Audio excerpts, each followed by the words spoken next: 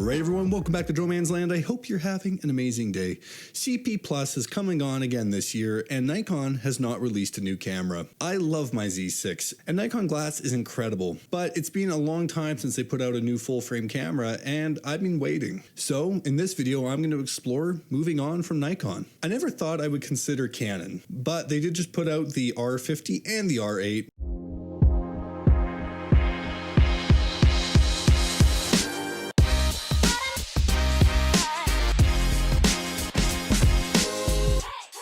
And they also have creator events that go on all across Canada all the time called the Canon Creator Lab. I've gone to a couple of these events in the past and they've been awesome. And I've never seen a Nikon event advertised here in Calgary, let alone anywhere else in Canada. I even tried to join NPS and I still haven't been admitted into that program. So today we're going to go to a Canon Creator Lab event. We're going to check out the R50 and the R8 and we're going to see whether or not maybe it's time for me to move on from Nikon and to jump ship.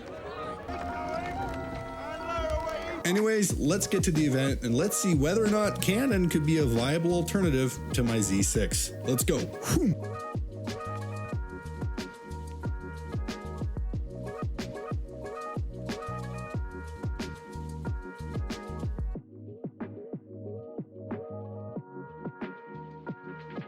Alright, so we've made it to the event. I'm vlogging right now through the R6 Mark II with the 15-30 4.5 6.3.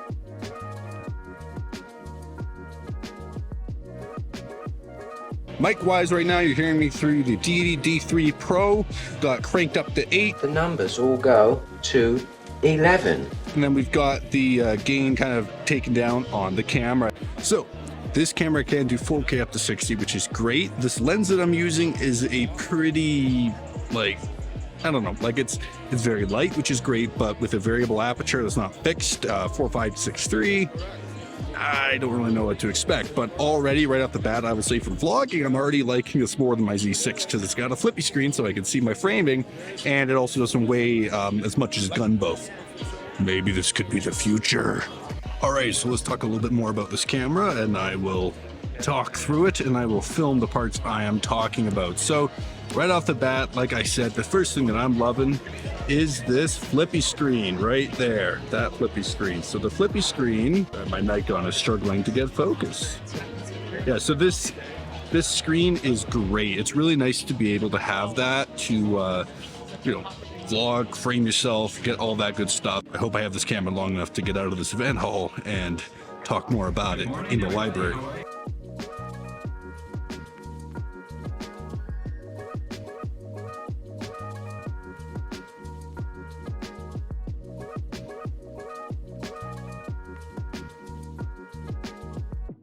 So it's already kind of nice. The library here is completely shut down. It's just the librarians and all of the photographers in Calgary. What could go wrong?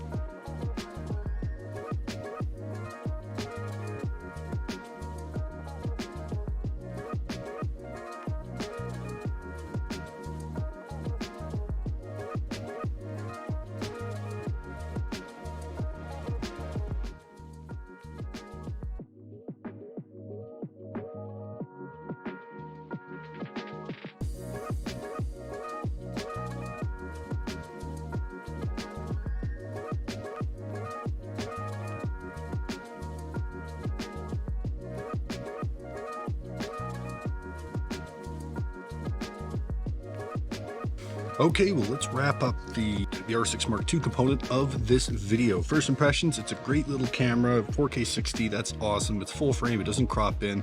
Sensor-wise, pretty similar to what I'm using right now on the Z6 at a 24 megapixel sensor, so that's always great.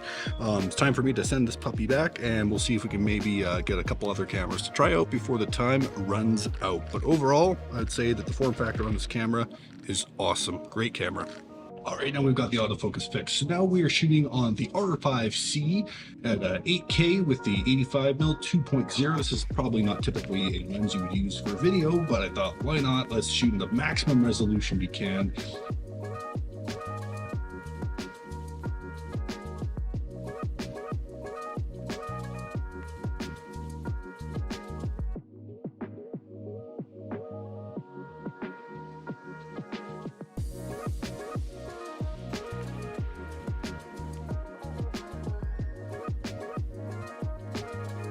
But now that we are done talking about the R6II, and now that I've got some excessive 8K footage to drop into my 4K timeline on Final Cut with the R5C, let's roll it back, and we're going to go back to some of the same spots, and we will shoot with the Z6 in full auto, and we will see what we can get. Let's get going, and let's stop burning through the battery of this R5C. It usually lasts about 2 minutes. I'm kidding. It's not that bad.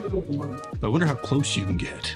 I can actually get pretty close to this. It's got like a pretty close minimum focus.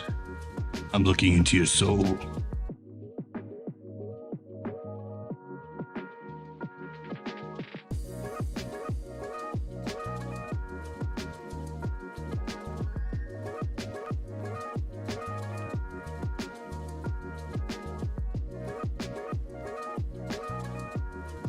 Man, there's so many people here. It's awesome. Right now I'm just vlogging through the Z6 with 17-35 at 3.5 aperture inside. That's enough of the Nikon. Let's just take a quick breather before I decide if I'm going to leave Nikon for Canon. There's so many things on my mind. I just need to evaluate the options. I had to get out of there. There's just too many cool cameras, too many cool people.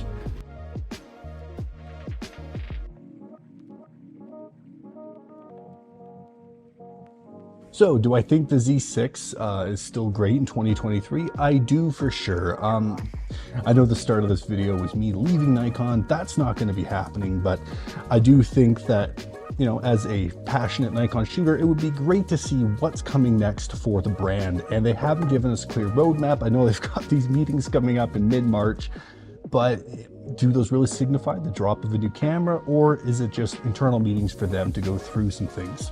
I know that we are not supposed to say anything negative about the camera brands that we shoot with, but I do think that as a passionate shooter, it's worth talking about the fact that there isn't a clear roadmap, and that, you know, it's hard to get excited about Nikon right now. That sucks, and I wish that wasn't the case, but until they give us a clear roadmap of where they're going to be going with regards to their full frame camera lineup, I think there's going to be a few people jumping ship, and overall a lot of people will be losing interest in the brand. And I know I'm going to receive lots of hate for this in the comments below. People are going to say, oh, well, you hate Nikon and you don't want to see them succeed, and stop complaining about your gear. I love my Z6, okay? This camera is great and I love how it feels in my hands, but it is time for them to come out with a new camera, whether that be a Z8 or a Z6 III. I'm not sure what it's going to be. I personally would love to see a Z6 III with a 30 megapixel sensor, full IBIS, Z9 autofocus, and 6K30 internal raw 10-bit. I think if they could put all those things together, they'd have a very compelling camera that a lot of people might switch to. Anyways, folks, let's wrap this one up here. Hit that like button, subscribe to the channel, and remember to take beautiful photos every single day. Don't do it for the views, do it for yourself. We'll see you in the next one where we get a bit more into some of the newest Nikon news. Let's go.